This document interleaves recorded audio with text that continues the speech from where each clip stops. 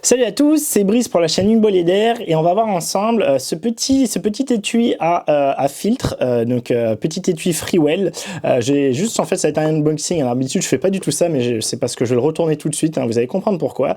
Alors moi c'est la première fois que j'achète un truc comme ça. D'habitude je transporte en fait, vous savez, tous mes filtres. Je peux vous montrer. Hein, j'ai des vidéos qui sont sorties sur ces filtres et les filtres Freewell. Et moi en général je les transporte directement dans leur boîte. Mais en fait vu que j'en ai plein maintenant, je commence à avoir 3-4 boîtes. Et ça commence un peu à me saouler, ça prend beaucoup de place mine de rien et ça fait du poids et ça prend beaucoup de place. Alors normalement avec l'Olympus EM1 Mark III je vais en avoir beaucoup moins besoin, mais voilà, si je veux les transporter ne serait-ce que pour de la vidéo avec mes ND variables, et ben j'aimerais bien avoir un étui à filtre où je mets tout d'un coup et je sais que j'ai juste à prendre mon étui, j'ai tout dedans, j'ai pas à me poser la question, à avoir peur d'oublier les trucs, etc. Donc du coup je me suis acheté en fait un autre filtre Freewell que je vous présenterai, je vous le montre, mais je me suis pris un filtre Freewell dégradé. Donc vu que c'est un magnétique, comme j'ai pu déjà vous présenter, en fait on va pouvoir avoir un dégradé très facile qu'on pourra venir tourner. Donc on n'est pas emmerdé avec le fait de savoir si on est bien où il faut au niveau du vissage. Là du coup vu que c'est aimanté, on peut le mettre exactement comme on veut. Donc je me suis acheté ça et je vous testerai ça un peu plus tard. Et du coup je me suis pris en même temps l'étui Freewell. Donc tout ça c'est sur Amazon. Hein. Je vous mets les liens en Amazon en description, les liens Amazon en description. Et donc vous allez voir, c'est une vidéo qui va être très courte. C'est juste pour vous dire qu'en fait je suis très déçu par ça. Donc quand on le prend, on se dit bah super, voilà, et il est très bien. C'est un truc, c'est une coque un peu rigide, ça, vous voyez, il faut en vouloir pour péter ça. La fermeture éclair a l'air d'être bien faite. On a un petit bitonio pour pouvoir venir accrocher un petit mousqueton si on veut. On a deux fermetures, deux trucs pour venir tirer la fermeture qui marche bien. La fermeture marche plutôt bien, elle force un peu, mais franchement ça va très bien. Et voilà, on ouvre le truc. Et donc on ouvre le truc, on se dit c'est bien fait, voilà, ça fait un petit accordéon, ça a l'air d'être cool. Et vous voyez, on a 1, 2, 3, 4, 5 emplacements. Bon, déjà j'aurais peut-être voulu avoir un peu plus, mais admettons, ça me dérange pas. Ce qui me dérange beaucoup plus, c'est que, alors attendez, je vais vous les mettre avec... je voulais mettre protégé. Alors là c'est un peu overkill là ce que je vous mets, mais là en fait je vous mets, attendez, je vais peut-être vous enlever un truc quand même.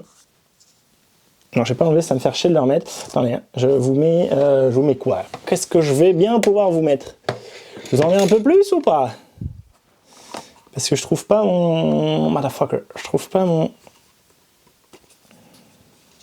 J'ai qu'à prendre mon PT sinon, c'est lui mon PT, voilà, celui-là c'est mon PT donc c'est pas grave. Admettons, hein. Voilà, là c'est beaucoup trop gros par rapport à ce que ça devrait être, mais c'est pas ça le problème en fait. Là du coup c'est juste, je vous avais montré, ça c'est mon ND variable qui du coup j'avais cassé aux États-Unis, mais bon sur un plus petit objectif il n'y a pas de souci. Là justement j'ai une bague d'adaptation 77 vers 58 et donc du coup moi je le mets comme ça. En général ça je le mets sur mes objectifs vidéo qui sont mes petits objectifs de Panasonic et voilà. Bon je vous raconte ma vie, on s'en fout un peu. Toujours est-il que ce machin là, vous voyez ça c'est un 77 hein, et il n'y a pas de souci, le 77 rentre et je crois même que 82 sont donnés pour rentrer. Et si je veux bien les croire, je pense que 82 rentre, du coup ici ça s'étire un peu, d'accord, sachant que là c'est un ND variable, donc il est un peu plus large qu'un 77 pour de vrai. Là il y a un peu de largeur en plus pour pouvoir faire justement le variable. Et donc voilà, donc je mets dedans, voilà, ça, vous voyez 82, ouais non 82 ça rentrerait pas, un 82 variable ça rentrerait pas. Bon ça j'avais pas spécialement fait gaffe, mais un 82 variable ça serait vraiment très, vous voyez là. Là, ça vient un peu embêter, il faut que je le pousse un peu pour le faire descendre, d'accord? Donc déjà un 82 variable de chez eux, donc il rentre même pas. Alors je sais pas s'il est donné, hein. Je sais pas si c'est marqué sur la boîte. Faut regarder la description, mais non, là il n'y a rien marqué. Je sais pas s'il est donné pour aller jusqu'à, ça c'est un peu nul d'ailleurs, pas marqué dessus jusqu'à quel diamètre c'est faisable. Mais en tout cas, le 82 variable de chez Freewell, à mon avis, ça sera compliqué. Ça pourra peut-être le faire, mais il faudra un peu appuyer vers le bas quand vous voulez le rentrer dedans, d'accord?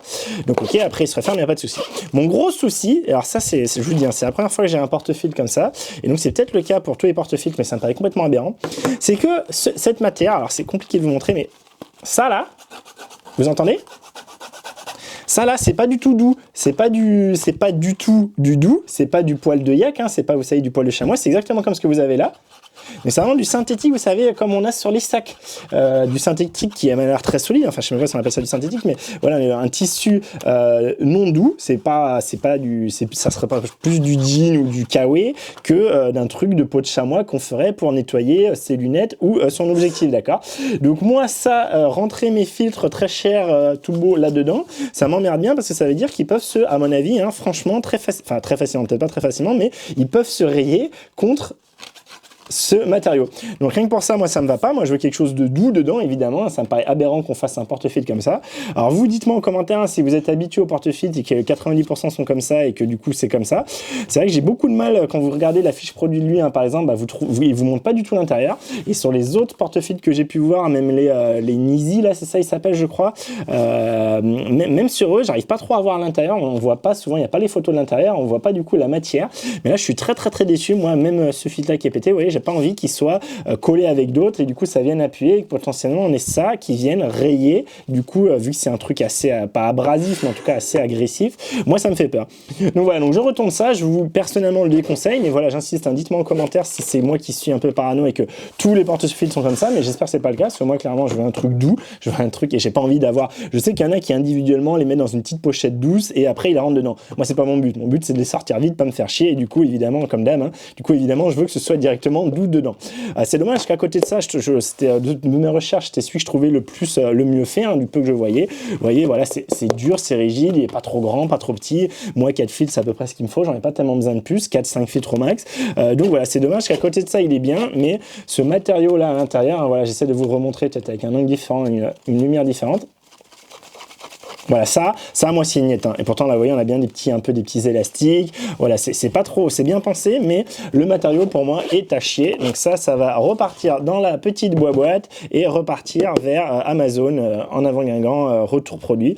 Donc voilà, je voulais juste vous le dire parce que c'est la première fois que j'achète ça et j'ai un peu hésité et au final je suis assez déçu par ce truc là et donc je vous le conseille pas, mais je suis très preneur de tous vos conseils en commentaire, me dire ce que vous en pensez vous et surtout si vous voyez vous un étui de ce style-là que vous aimez bien, que vous aimez bien, même s'il est un peu cher, hein, tant pis, et que du coup, voilà, ça fait peut-être plusieurs années que vous avez, il marche bien, etc. Il est pas trop gros, vous pouvez rentrer du 77, voire du 82 dedans, alors moi c'est plutôt du 77, hein. C'est doux à l'intérieur, ça marche bien, la fermeture marche bien, il n'y a pas de souci, c'est un peu rigide pour pas que ça se casse. Bah, dites-le moi en commentaire, je suis très preneur, n'hésitez pas à mettre les liens, etc. Il n'y a pas de souci. Donc voilà, moi je vais pas aller plus loin, pour une fois ça sera une vidéo assez courte, je vous dis merci de l'avoir regardé, on se retrouve pour une autre vidéo très bientôt. Pour ça, n'hésitez pas à vous abonner et à activer la petite cloche. Et moi, je vous dis, faites-vous plaisir en photo, tout ça. Allez, salut, à bientôt.